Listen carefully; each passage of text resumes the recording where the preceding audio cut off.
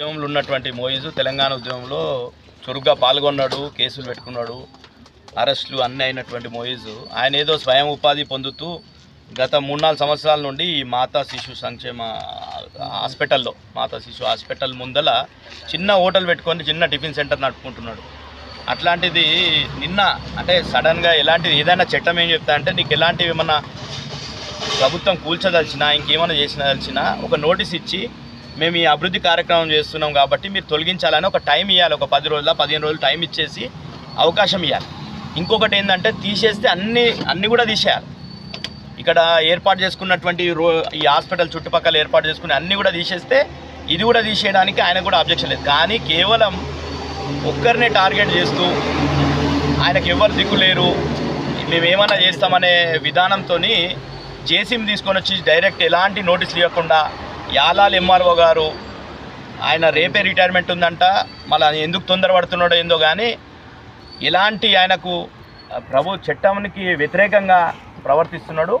తప్పకుండా దీని మీద మేము ఉన్నతాధికారులకు కూడా ఫిర్యాదు చేసినాం. అడిషనల్ కలెక్టర్ లింగానాయక్ గారితో మాట్లాడడం జరిగింది. తప్పకుండా ఇలాంటివి చేయొద్దు, చేస్తే సమాన న్యాయం అందరికి కూడా ఒకటే ఉంటుంది. న్యాయము చట్టం అనేది అందరికి సమానంగా ఉంటుంది. నువ్వు ఒక్కరి మీద ఇలాంటి నోటీస్ ఇవ్వకుండా ఇలాంటి చర్యలు చేపట్టడం అనేది సమంజసం కాదు. ఇప్పటికైనా ఇట్లాంటిది బంద్ చేసుకోవాలి.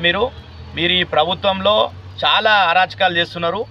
ఇలాంటివి చేస్తే మాత్రం ఉద్యమకారులంతా ఇప్పటికే ఇట్లా విషయం తెలియంగానే 100 మంది వచ్చేటికి ఉద్యమకారులంతా కూడా మొత్తం జిల్లా వస్తుంది, రాష్ట్రం వస్తారు, ఉద్యమకారులందరూ కూడా వచ్చే పరిస్థితి ఉంటుంది.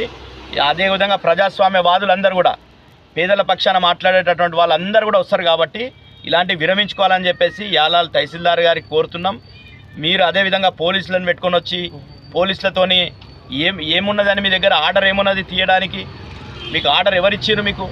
మీరు ఇట్లా ఒక్కరిని ఎట్లా తొలగిస్తారు? మేము కలెక్టర్ గారు కూడా మీ మీడియా ద్వారా తెలియజేస్తున్న ఏంటంటే ఇలాంటిది టార్గెటెడ్గా కొంతమందిని టార్గెట్ చేస్తూ ఇలాంటి చర్యలు చేపడితే మాత్రం తీవ్రమైనటువంటి ప్రతిఘటనలు ఉంటాయి. 100% మనం చూసుకున్నాం. ఇక్కడనే దళితులు కదా, పేదలు కదా అని చెప్పి లగచర్యలు జరిగితే ఏం జరిగిందో అందరూ కూడా చూసిరు. కాబట్టి అలాంటి చర్యలు చేపట్టొద్దు. మైనార్టీ సోదరులు వాళ్ళ తమ్ముడు ఉంటే వాళ్ళ అమ్మకు కూడా గాయమైంది. నిన్న అందులోనే ఉన్నది. వాళ్ళ అమ్మ ఉంటేనే జేసీతో కొడితే ఆ రేకులు పడేమన్నా అయ్యి ఏమన్నా తాకి చనిపోతే ఎవరు బాధ్యులు అవుతారు?